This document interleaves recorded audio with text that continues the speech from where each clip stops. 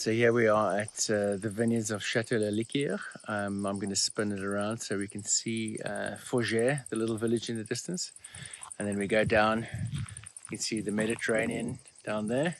If we keep spinning around, we can see the village of La Liquière behind that hedgerow of trees. And the vines that I have behind me here are Syrah.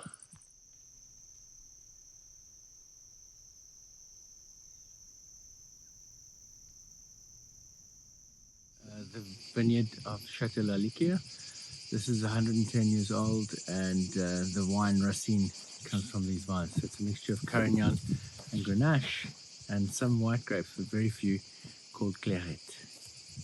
In the vines of Cistus, the Syrah, and that's a typical schist rock over there, rock formations. You can see the vines are still young. They've got a couple of months before they're going to be ready, and there are the hills behind to keep the nice, cool maritime moisture in. And in the distance there, we can see the village of Faugères.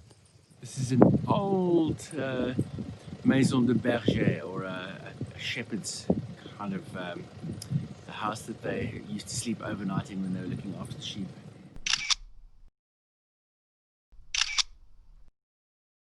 This is Carignan. You can see this because there's a little bit of red on the stem and the leaves aren't completely formed underneath. And then when we move on to Grenache, over here for example, you can see the leaves are perfectly formed underneath. You can see the veins and there's no red on the stem.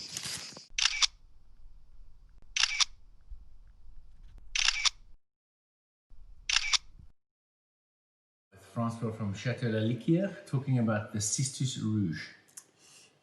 Cistus Rouge 2018.